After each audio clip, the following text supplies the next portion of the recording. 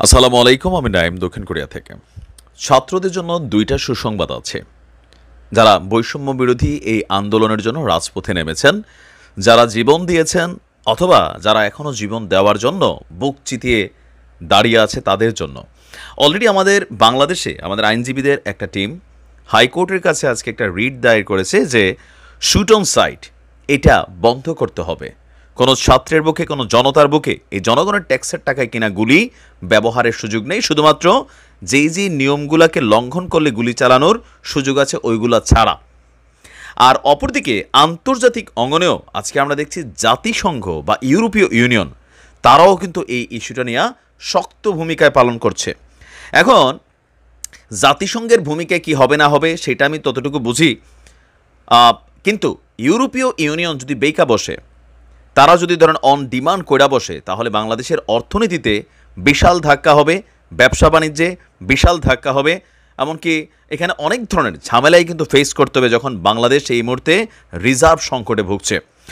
বাংলাদেশের কোটা সংস্কার আন্দোলনকে কেন্দ্র করে শুট অন সাইট যে নীতির প্রয়োগ এবং বেআইনিভাবে যে হত্যাকাণ্ড, সেই হত্যাকাণ্ডের ঘটনায় গভীর উদ্বেগ প্রকাশ করেছে জাতিসংঘ এমনকি ইউরোপীয় ইউনিয়ন।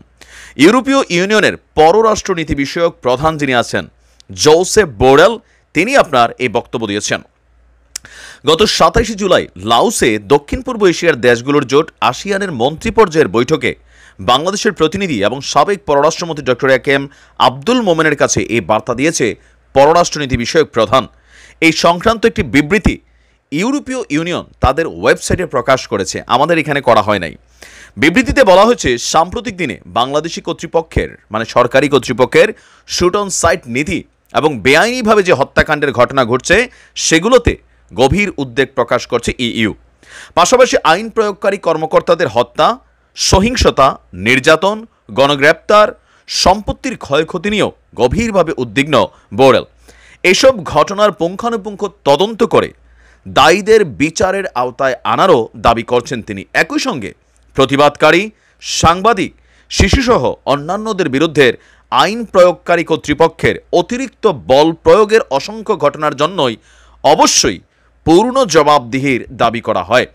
বিবৃতিতে বোরেল গ্রেপ্তার হওয়া হাজার হাজার মানুষের ক্ষেত্রে যথাযথ প্রক্রিয়া মেনে চলারও আহ্বান জানান। ইউ বাংলাদেশ সম্পর্কের মৌলিক বিষয় মাথায় রেখে এই সংকটের প্রেক্ষাপটে কর্তৃপক্ষের পদক্ষেপ ঘনিষ্ঠভাবে নজরদারি এবং সব ধরনের মানবাধিকারের প্রতি সম্পূর্ণভাবে সম্মান দেখানো হবে বলেও আশাবাদ ব্যক্ত করেছেন বোরেল। অপরদিকে জাতিসংঘ একটা তদন্ত করার জন্য সম্ভবত সিদ্ধান্ত নিতে যাচ্ছে ম্যান্ডেট পেলেই। জাতিসংঘের এমন বক্তব্যের পর জাতিসংঘের মুখপাত্র স্টিফেন ডুজারিক যিনি আছেন মুখপাত্রের, তো তার একটা বক্তব্য আজকে আমরা দেখলাম জাতিসংঘে। তো সেই বক্তব্যকে আবার আমাদের পররাষ্ট্র মন্ত্রণালয় তারা কিন্তু স্বাগত জানিয়েছে। আজকে আমরা দেখছি যে আমাদের পররাষ্ট্র মন্ত্রণালয় থেকে জাতিসংঘ যদি নিজস্ব উদ্যোগে এই ঘটনাগুলোর কোনো তদন্ত করতে চায় সেই ক্ষেত্রে সরকার সহায়তা করবে, এমনটাই কিন্তু বক্তব্য দিয়েছেন আমাদের পররাষ্ট্র মন্ত্রণালয়ের পক্ষ থেকে। তো সব কিছু মিলিয়ে আস্তে আস্তে চাপটা বাড়ছে। ছাত্ররা এই মুহূর্তে আপনারা দেখবেন অনেক পোলাপাইন তারা ইংরেজিতে তারা বিভিন্ন বার্তা পাঠাচ্ছে, আর এই মুহূর্তে সারা বাংলাদেশের ইস্যুগুলোতে আন্তর্জাতিক গণমাধ্যমগুলা ফোকাস করছে। আন্তর্জাতিক গণমাধ্যমগুলো ফোকাস না করলে ঝামেলা ছিল না, বাট আন্তর্জাতিক গণমাধ্যম ফোকাস করছে। ইভেন বাংলাদেশে যারা কাজ করছেন কেউ কেউ বলছেন যে সাবেক মার্কিন রাষ্ট্রদূত ডান মজিনা তিনি বলছেন যে বাংলাদেশে নতুন একটা রাজনৈতিক দলের উদ্ভব মানে কি বলে যে উত্থানও ঘটতে পারে। তো এখানে নানান আলোচনা আছে। এখন বিশ্ব শক্তি যাদেরকে আমরা চিনি, ইউরোপীয় ইউনিয়ন তারাই বিশ্ব শক্তি, মার্কিন যুক্তরাষ্ট্র তারাই বিশ্ব শক্তি, যুক্তরাজ্য তারাই পরাশক্তি, জাতিসংঘ তারাই আরেকটা শক্তি। এই শক্তিগুলা টোটালি এই মুহূর্তে বাংলাদেশ ইস্যুতে ফোকাসড এবং কনসার্ন করছে।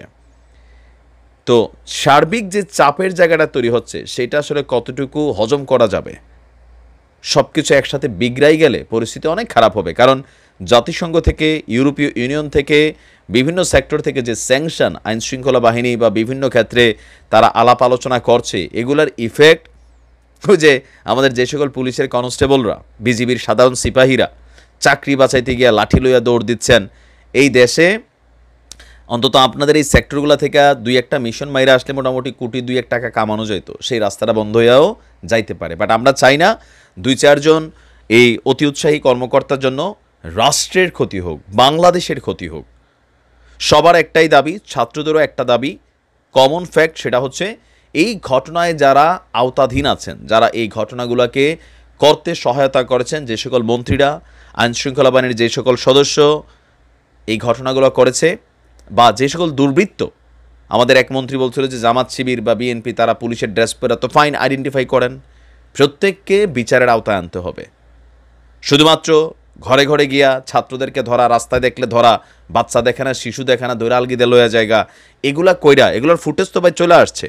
আর এখনও যে মোবাইল চেক করে কেন, কারোর কাছে যেন কোনো ডকুমেন্টস না থাকে, মানে মানে এরা যা করতেছে, তো এগুলো তো চলে আসতেছে, আন্তর্জাতিক বিশ্ব দেখতেছে। দেশটা বাঁচাইতে হইলে এবার একটু থামুন, অনেক বড় ক্ষতি হয়ে যাবে। আর এই ক্ষতির দায়ভার কাদের উপর আসবে জানেন? ইফেক্ট কার উপর আসবে? জনগণের উপরে। যারা পয়সাওয়ালা মালদার পার্টি, সামন্ত প্রভু, তারা মালপানি কামাই ফেলছে, এদের কোনো সমস্যা হবে না, সমস্যা হবে আমজনতার। ভালো থাকুন, আসসালামু আলাইকুম।